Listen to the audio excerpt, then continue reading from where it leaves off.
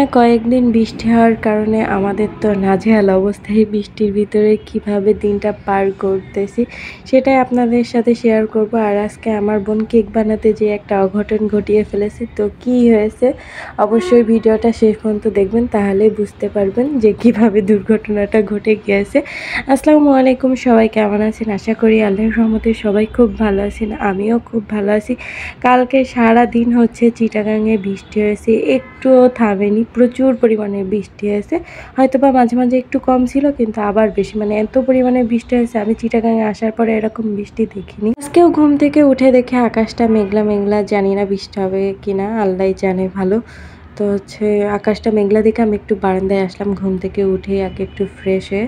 তো এখন তাড়াতাড়ি করে হচ্ছে খাওয়া দাওয়া করতে যাওয়ার আগে আগে ফ্রিজের জিনিসপত্রগুলো বের করে নিই, মাছ তারপরে মশলা, তাহলে কী হবে আমি খাওয়া দাওয়া করে একটু রেস্ট নিতে নিতে সব কিছু মাছ টাছ এই যে বরফ ছুঁড়ে যাবে আর আমি রান্না করতে পারবো। এই জন্য আমি এখানে মাছ তারপরে মশলা বের করে নিয়ে আসি। এখন হচ্ছে মাছটাকে ভিজাতে হবে, কিন্তু এখানে কোনো গামলা ছিল না, গামলা ছিল না বলতে মানে মাজার কোনো কিছুই ছিল না। এই জন্য আমি ওইভাবে মাছটা রেখে আসছি। আর কালকে আমার বোন রাত্রেবেলা যেহেতু বৃষ্টি হয়েছিল, তো আমার বোন খিচুড়ি ছাগলের মাংস রান্না করছিল, তো সেটা দিয়েই এখন হচ্ছে অল্প একটু খাওয়া দাওয়া আর কি করে নিব। সকালবেলা অত না খেলেও হয়, মানে একটু 1-2 মুঠো ভাত খেলেই আর কি হয়ে যায়। তো এখানে অল্প একটু খিচুড়ি ছিল, রাত্রেবেলা বেঁচে ছিল, তো সেটা আমরা ভাগ করেই আর কি খেয়েছি। তো খাওয়া দাওয়া শেষ করে আমি হচ্ছে আমার কিছু জামা কাপড় আছে, যেহেতু আমরা সেই মহেশপুর থেকে চলে আসার পরে জামা কাপড়গুলো এইভাবে ধুতে দেওয়া হয়নি, তো আমি জামা কাপড়গুলো আগে ওয়াশিং মেশিনের ভিতরে দিয়ে আসছি। আর পরার মতনও জামা কাপড় নেই, এই জন্য হচ্ছে আগে ওয়াশিং মেশিনে দিয়েছি, নাহলে এই বৃষ্টির ভিতরে আমার কোনো চিন্তা ভাবনাই ছিল না জামা কাপড় ধোয়ার, কিন্তু কিছু করার নেই, ধুয়ে তো দিতেই হবে। আর ওয়াশিং মেশিনে দিলে সুবিধা আছে, জামা কাপড়টা আর কি তাড়াতাড়ি শুকিয়ে যায়। তো আজকে রান্না করব পটল তারপরে চিচিঙ্গা। তো চিচিঙ্গাটাকে আমি এই ছুরি দিয়ে হচ্ছে সুন্দর করে চেঁচে নিই, তাহলে ভালোভাবে ওর কি খোসাটা ছাড়িয়ে যায়। ফ্রিজে আরও অনেক তরকারি ছিল, কিন্তু চিচিঙ্গাটা মানে এখন যদি না রান্না করা হয় তাহলে শুটকো হয়ে যাবে, এই জন্য চিচিঙ্গাটা নিয়ে আসা হয়েছে, ভেজে ফেলি, তাহলে আর কি এখন তো খাওয়া যাবে, পরে যে ছিলাও যাবে না আর খাওয়া যাবে না। তো এখানে সব কিছুই হচ্ছে আমি তরকারি যা যা রান্না বান্না করব সব কিছু কুটে বেছে নিয়েছি। এখন হচ্ছে আমি মাছটাকে একটু লবণ দিয়ে ধুয়ে নিব। আমার কাছে মনে হয় মাছটাকে একটু লবণ দিয়ে ধুয়ে নিলে বেশি পরিষ্কার হয়। আমি এটা হচ্ছে আমার শাশুড়ি মার কাছ থেকে শিখেছি। এই জন্য আমি এখন সবসময় রান্না করার আগে মাছটাকে একটু লবণ দিয়ে 5 মিনিট বা 10 মিনিট মেখে রাখি। না হলে যদি হাতে কোনো কাজ থাকে তাড়াতাড়ি রান্না করতে হবে, তখন কি করি লবণ মাখিয়ে সাথে সাথেই একটু নাড়াচাড়া করে আর কি ধুয়ে নিই, তাহলে অনেকটাই পরিষ্কার হয়ে যায় মাছটা। তারপরে এখানে মাছের ভিতরে লবণ হলুদ দিয়ে নিয়েছি। আর মাছ ভাজার আগে কিন্তু অবশ্যই কড়াইটা ভালোভাবে গরম করে নিতে হবে, নাহলে কিন্তু মাছ লেগে যাবে আর মাছ সব ভেঙে চুরে যাবে। আমি যখন প্রথম রান্না শিখেছি তখন আমি জানতাম না, আমি কড়াইতে তেল দিয়েই মাছ দিয়ে দিতাম, আর পরে যে দেখা যেত মাছ একেবারে খিচুড়ি করে ফেলেছি, মানে এমন এক অবস্থা ভেঙে চুরে। তো যেহেতু প্রথম রান্না করতে পারতাম না, আর প্রথমে সবার এরকমই হয়। এখনও যদি আপনারা আমাকে দেখেন তাহলে মনে করবেন যেন আমিও রান্না করতে পারি না, এমন এক অবস্থা। মনে করেন মাছ ভাজি, তাও হচ্ছে মানে চামচে করে দিয়ে তেলের ভিতরে দিয়ে তারপরে মাছ ভাজি। তো মাছ ভাজার সময় দেখলাম যে হচ্ছে ওয়াশিং মেশিনের জামা কাপড়গুলো পরিষ্কার হয়ে গিয়েছে, এখন এইগুলো নেড়ে দিতে হবে। তো আমি ভাবলাম যে মাছটা ভেজে চিচিঙ্গাটা বসিয়ে তারপরে হচ্ছে জামা কাপড়গুলো শুকাতে দিব, এই জন্য ওয়াশিং মেশিনের ঢাকনাটা আপাতত খুলে আসলাম। এখন মাছগুলো ভাজা কমপ্লিট হয়ে গিয়েছে, তো এখন আমি মাছগুলোকে নামিয়ে নিব। আর আমি মাছগুলোকে হালকা করে ভেজেছি, আমি একটু কড়া করেই পছন্দ করি, কিন্তু আমার বোন আবার পছন্দ করে না, ও বলে একেবারেই খড়ি করে ফেলেছে, এই জন্য হচ্ছে একটু হালকা করে ভেজেছি। আর হালকা করে ভাজলে ছেলেমেয়েরাও একটু খায়, না হলে ওরা এই যে শক্ত মানে একটু কড়া করে ভাজলে কিন্তু একটু শক্ত টাইপের হয় না, এই জন্য ওরা খেতে চায় না। তো মাছটা নামিয়ে নিয়েছি, এখন হচ্ছে আমি চিচিঙ্গাটা ভেজে নিব। আর চিচিঙ্গা ভাজা কিন্তু একেবারেই সিম্পল, এখানে হচ্ছে ঝাল পেঁয়াজ আর লবণ হলুদ দিয়েই আর কি ভেজে নিলেই রেডি হয়ে যাবে। তো আমি ওই মাছের তেলের ভিতরে দিয়েছি, ওখানে অল্প একটু তেল ছিল। তো এখন আগে হচ্ছে চিচিঙ্গাটা সিদ্ধ হয়ে নিক, তারপরে যে আমি যখন চিচিঙ্গার পানিটা শুকিয়ে যাবে তখন আমি এর ভিতরে আরও যা তেল লাগবে তাই দিয়ে দিব।